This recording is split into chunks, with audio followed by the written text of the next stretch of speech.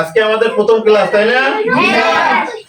তো প্রথম ক্লাসে একটা পরিচিতি পর্ব তো আছে, তো আমরা পরিচিতি পর্বটা প্রথমে সারি।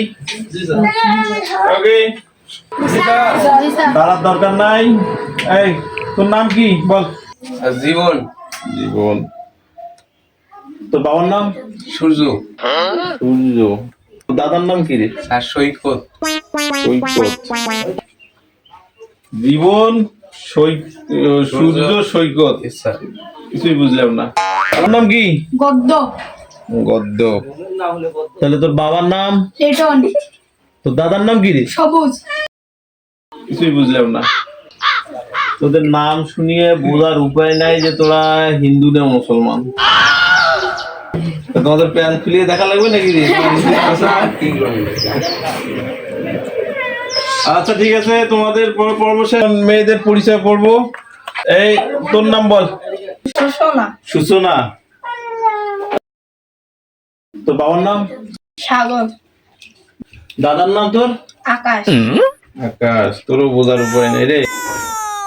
স্যার আমার তো সেল খুললে দেখা যাবে, কিন্তু আমার কি খুললে বোঝা যাবে? এই বলে কি রে? এই ভীষণ বাজি। যাই হোক, তোমাদেরকে যেটা বলতে চাই, দেখো আমাদের দেশে শিক্ষা ব্যবস্থা, আমাদের সমাজ ব্যবস্থা কোথায় চলে যাচ্ছে। আগে ছেলে মেয়েদের নাম শুনলেই বোঝা যেত এই মুসলমান না হিন্দু। তার বাবার নামও জিজ্ঞেস করা লাগতো না, বা দাদার নামও যাওয়া লাগতো না। তোমাদের এমন নাম, দাদার নাম পর্যন্ত শুনলেও বোঝা যায় না তোমরা হিন্দু না মুসলমান না খ্রিস্টান। আগে নাম শুনলে বোঝা যেত যে জহিরুদ্দিন, ফজরুদ্দিন, আব্দুর রহমান, আব্দুল্লাহ।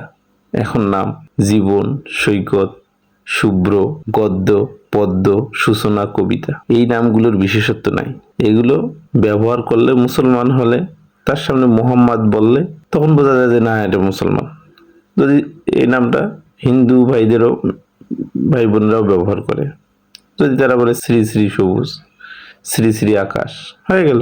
আমাদের সমাজ ব্যবস্থা, আধুনিকতা আমাদের নিজেদের পরিচয়, ধর্ম পরিচয়টুকু কেড়ে নিতে চাচ্ছে। ঠিক আছে, আজ এই পর্যন্ত। তোমাদের সঙ্গে আবার দেখা হবে পরবর্তী ক্লাসে।